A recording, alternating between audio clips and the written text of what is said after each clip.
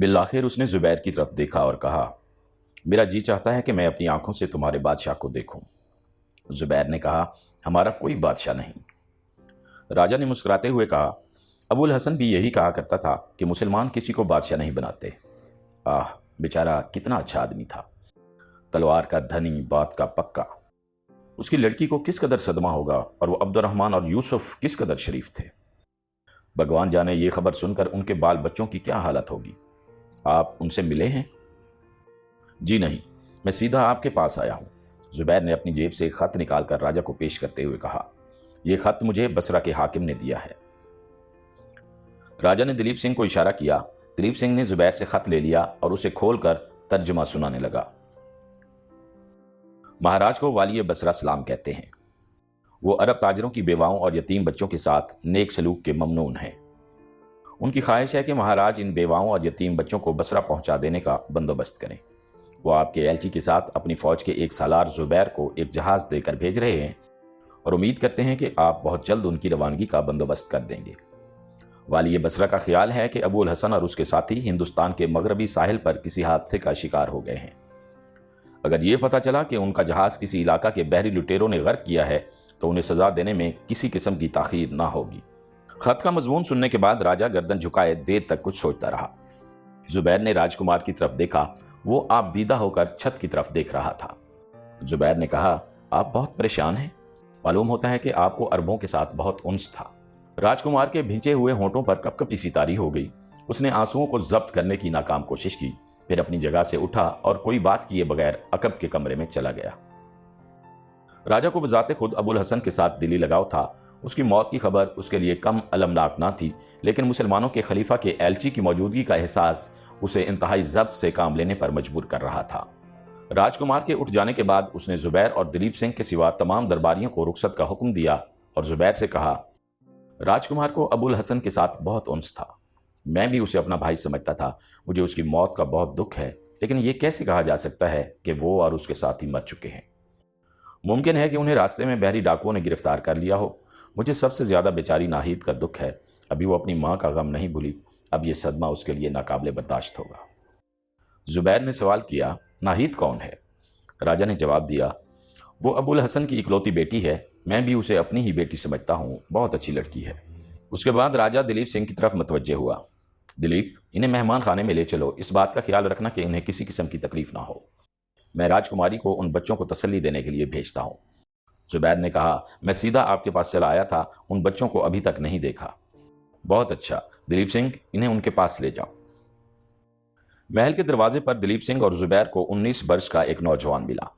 اس نے دلیپ سنگھ کو دیکھتے ہی سوال کیا، کیا یہ سچ ہے کہ ابا جان کا جہاز جدہ نہیں پہنچا؟ دلیپ سنگھ نے ہاتھ بڑھا کر اسے گلے لگا لیا اور کہا، خالد، میں ہر شہر اور ہر بندرگاہ میں انہیں تلاش کر چکا ہوں، لیکن ان کا کچھ پتہ نہیں چلا۔ خالد نے کہا، میں ابھی بندرگاہ سے ہو کر آیا ہوں۔ عرب کے چند جہازران بتاتے تھے کہ ان کا جہاز سندھ کے ساحل کے قریب غرق ہو چکا ہے۔ آپ دیبل کے حاکم سے ملتے، شاید کوئی سراغ مل جاتا۔ دلیپ سنگھ نے جواب دیا، سندھ کا راجہ اور اس کے اہلکار بہت مغرور ہیں۔ مجھے ڈر تھا کہ دیبل کا سردار مجھے کوئی تسلی بخش جواب نہ دے گا، اس لیے میں نے خود وہاں جانے کی بجائے مکران کے مسلمان گورنر سے کہا تھا کہ وہ اپنا ایلچی بھیج کر معلوم کریں۔ دمشق میں آپ کے خلیفہ اور بصرہ میں حجاج بن یوسف سے ملنے کے بعد میں واپسی پر پھر مکران کے حاکم سے ملا تھا۔ سندھ سے ان کا ایلچی واپس آ چکا تھا۔ اس نے مجھے بتایا کہ دیبل کے حاکم نے اس جہاز کے متعلق لا علمی ظاہر کی ہے۔ خالد نے کہا، میں بندرگاہ سے سیدھا اسی طرف آیا ہوں۔ کیا آپ ہمارے گھروں میں یہ خبر پہنچا چکے ہیں؟ نہیں، ہم ابھی وہاں نہیں گئے۔ میں انہیں مہمان خانے میں ٹھہرا کر تمہارے ساتھ چلتا ہوں۔ خالد زبیر کی طرف متوجہ ہوا، آپ کی مہمان نوازی ہمارا حق ہے، آپ میرے ساتھ چلیں، کم از کم عورتوں اور بچوں کو تسلی دینے کے لیے تو۔ زبیر نے کہا، چلو دلیپ۔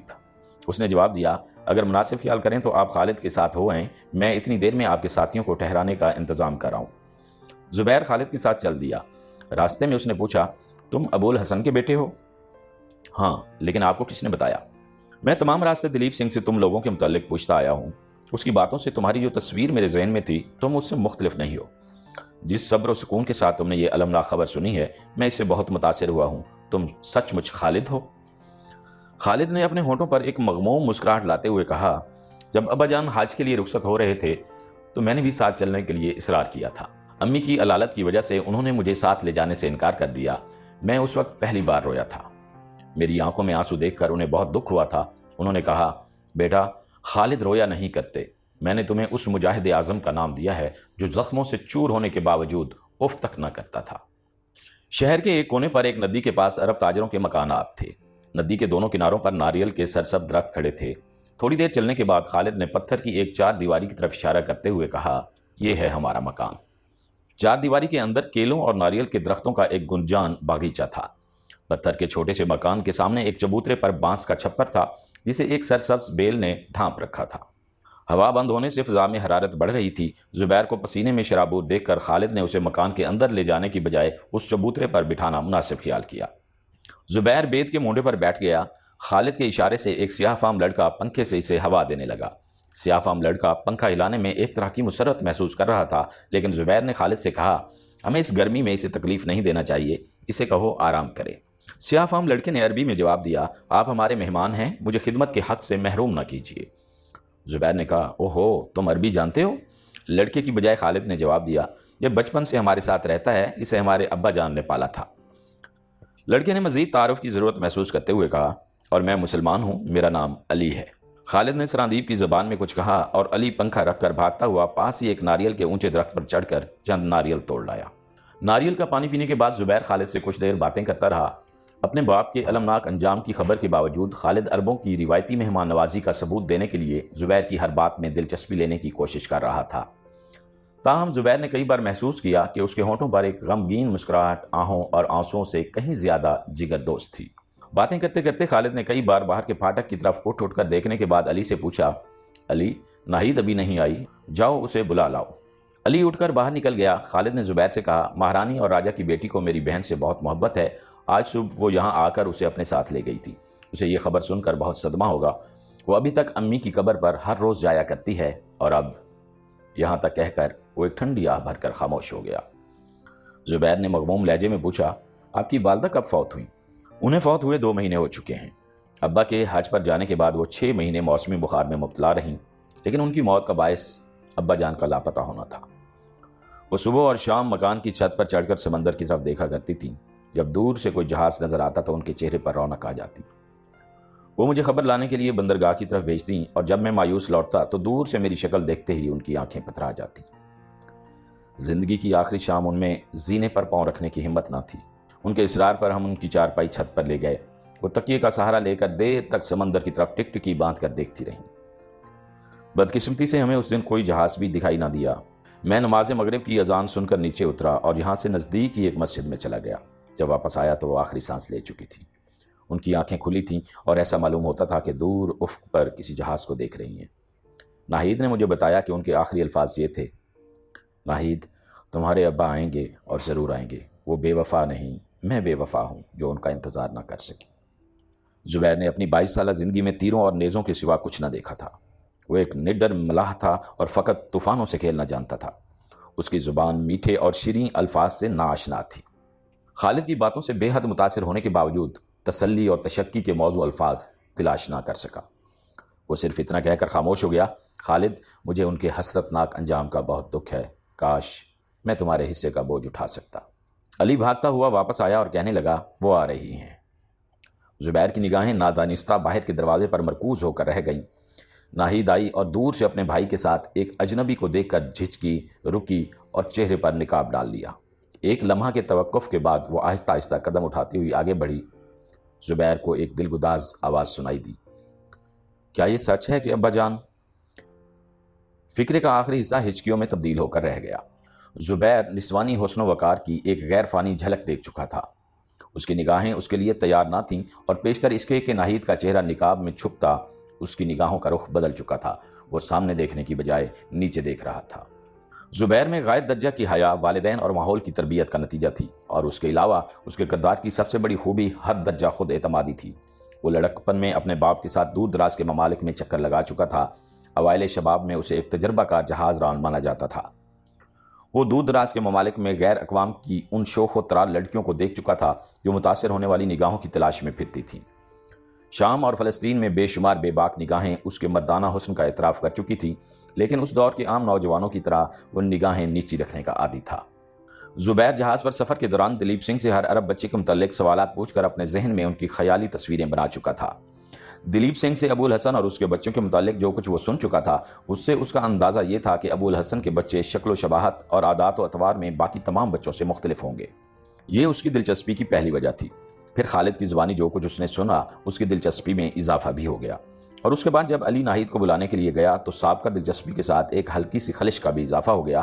لیکن اس کی دلچسپی کی سب سے بڑی وجہ یہ تھی کہ وہ اس کی قوم کی ایک ستم رسیدہ لڑکی تھی۔ ناہید نے پھر کہا، مجھے جواب دیجئے، کیا یہ سچ ہے؟ آپ مجھ سے کیا چھپانا چاہتے ہیں؟ میں سن چکی ہوں۔ خالد نے اٹھ کر آگے بڑھتے ہوئے جواب دیا، ناہید، تقدیر کے سامنے کسی کا بس نہیں چلتا۔ زبیر نے اسے تسلی دینے کی کوشش کرتے ہوئے کہا، مجھے افسوس ہے کہ میں آپ کے پاس کوئی خوشی کی خبر نہیں لا سکا۔ ناہید کوئی اور بات کیے بغیر مکان کی طرف چل دی اور چند قدم آہستہ آہستہ اٹھانے کے بعد بھاگ کر ایک کمرے میں داخل ہو گئی۔ خالد ایک لمحہ کے لیے تذبذب کی حالت میں کھڑا رہا، بالآخر زبیر کی طرف دیکھ کر بولا، میں ابھی آتا ہوں۔ خالد بھاگ کر ناہید کے کمرے میں داخل ہوا۔ ناہید بستر پر منہ کے بل پڑی ہچکیاں بھر رہی تھی۔ خالد نے پیار سے اس کا بازو پکڑ کر سر پر ہاتھ پھیرتے ہوئے کہا، ناہید، صبر سے کام لو۔ علی زبیر کے پاس تھوڑی دیر بے حس و حرکت کھڑا رہا، پھر آہستہ آہستہ قدم اٹھاتا کمرے کے دروازے تک پہنچا۔ ناہید کی آہیں سن کر اسے زمین کی ہر شے اداس اور غمگین نظر آ رہی تھی۔ وہ سہمتا اور جھجکتا ہوا کمرے میں داخل ہوا اور ڈٹتے ڈٹتے خالد کے بازو کو چھو کر بولا، آپا، ناہید کیوں رو رہی ہیں؟ خالد نے اس کی ڈبڈبائی آنکھیں دیکھ کر پیار سے اس کے کندھے پر ہاتھ رکھتے ہوئے کہا، علی، ابا جان واپس نہیں آئیں گے۔ کم سن بچے کے منہ سے ایک جگر دوست چیخ نکلی، نہیں، یہ نہ کہیے، وہ ضرور آئیں گے۔ خالد نے کہا، یہ دلیپ سنگھ کے ساتھ آئے ہیں، ان کا جہاز شاید غرق ہو چکا ہے۔ علی کی آنکھوں سے آنسوؤں کے چشمے پھوٹ نکلے اور وہ ہونٹ بھینچ بھینچ کے چیخوں کو ضبط کرتا ہوا باہر نکل گیا۔ وہ دل کا بوجھ ہلکا کرنے کے لیے کسی ایسی جگہ جانا چاہتا تھا جہاں اس کی آواز سننے والا کوئی نہ ہو، لیکن باہر نکلتے ہی اس نے پڑوس کے بہت سے لوگ اپنے ارد گرد جمع کر لیے۔ تھوڑی دیر میں اربوں کے تمام بچے، عورتیں اور مرد خالد کے مکان کے صحن میں جمع ہو گئے۔ لوگوں کا شور و غوغا سن کر خالد باہر نکلا اور بیک وقت کئی زبانیں اس سے مختلف سوالات پوچھنے لگیں۔ طلحہ نے آگے بڑھ کر سب کو خاموش کیا اور خالد سے پوچھا، کیا جہاز کے غرق ہونے کی خبر درست ہے؟ خالد نے اثبات میں سر ہلایا۔ اس نے زبیر کی طرف دیکھا اور پوچھا، کیا یہ خبر آپ لائے ہیں؟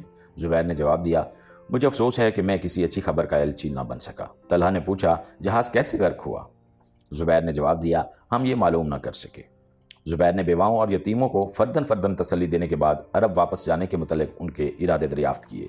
یتیم بچوں اور بیواؤں نے یک زبان ہو کر واپس جانے کی خواہش ظاہر کی۔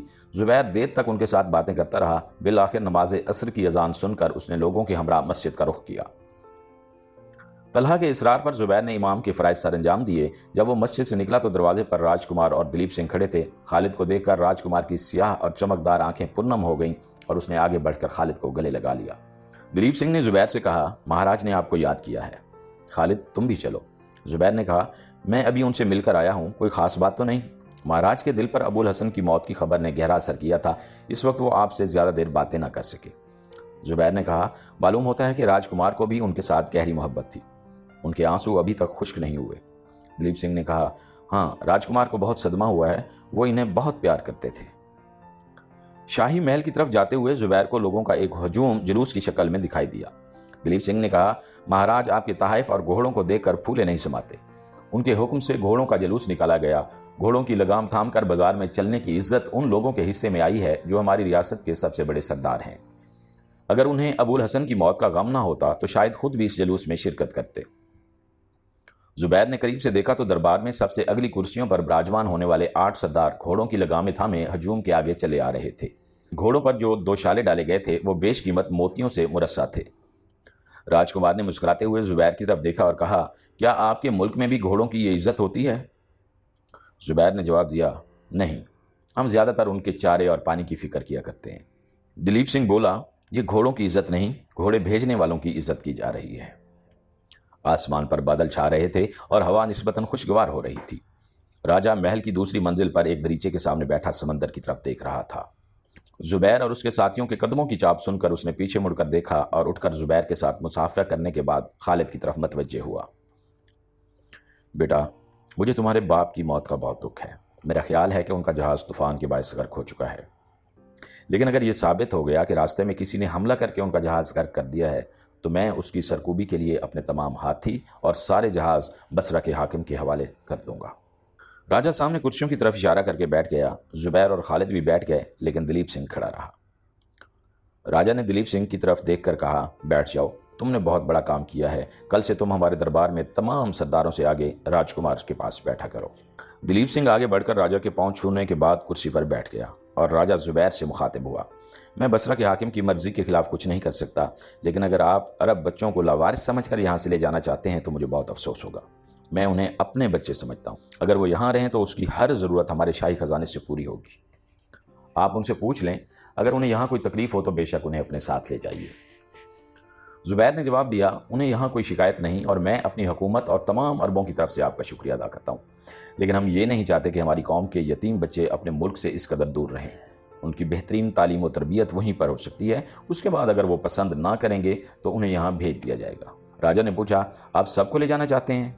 نہیں، طلحہ اور چند تاجر یہیں رہیں گے، لیکن خالد اور اس کی بہن بھی تو یہیں رہیں گے نا؟ نہیں، یہ بھی میرے ساتھ جائیں گے۔ راجکمار نے مغموم لہجے میں کہا، نہیں، انہیں ہم نہیں جانے دیں گے، خالد کو میں اپنا بھائی بنا چکا ہوں اور ناہید میری بہن ہے۔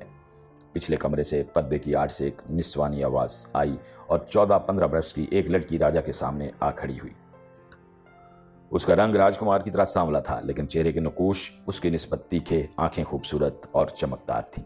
اس نے خالد کی طرف دیکھا اور کہا، بھیا تمہیں ماتا جی بلاتی ہیں۔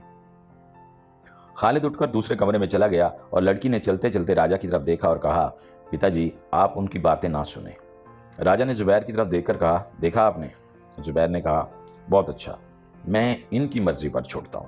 خالد تھوڑی دیر بعد سر جھکائے واپس آ کر اپنی جگہ پر بیٹھ گیا۔ راجہ نے پوچھا، بیٹا انہوں نے یہ فیصلہ تم پر چھوڑ دیا ہے، اب تم بتاؤ تم یہاں رہنا چاہتے ہو یا نہیں؟ خالد نے جواب دیا، آپ کے ہم پر بہت احسانات ہیں، اگر میرے پیش نظر دنیا کا کوئی آرام ہوتا تو میں آپ کا ساتھ نہ چھوڑتا، لیکن اس وقت ہماری قوم دور دراز کے ممالک میں جہاد کر رہی ہے اور میری رگوں میں ایک مجاہد کا خون ہے۔ میں نے سنا ہے کہ موجودہ وقت کی ضرورت کا احساس کرتے ہوئے مجھ سے کم عمر کے لڑکے بھی جہاد پر جا رہے ہیں، میں اس سعادت سے محروم نہیں رہنا چاہتا۔ راجہ کچھ دیر سر جھکا کر سوچنے کے بعد بولا، تم ابو الحسن کے بیٹے ہو، اگر تم ارادہ کر چکے ہو تو مجھے یقین ہے کہ تمہیں دنیا کی کوئی طاقت نہیں روک سکتی۔ اگر تم ارادہ کر چکے ہو تو مجھے یقین ہے کہ تمہیں دنیا کی کوئی طاقت نہیں روک سکتی۔ خوش نصیب ہے وہ قوم جس کی مائیں تمہارے جیسے بچے جنتی ہیں۔ خالد نے کہا، میں چاہتا ہوں کہ آپ مجھے خوشی سے اجازت دیں۔ راجہ نے جواب دیا، ابو الحسن کے بیٹی کی خوشی میری ناراضگی کا باعث نہیں ہو سکتی۔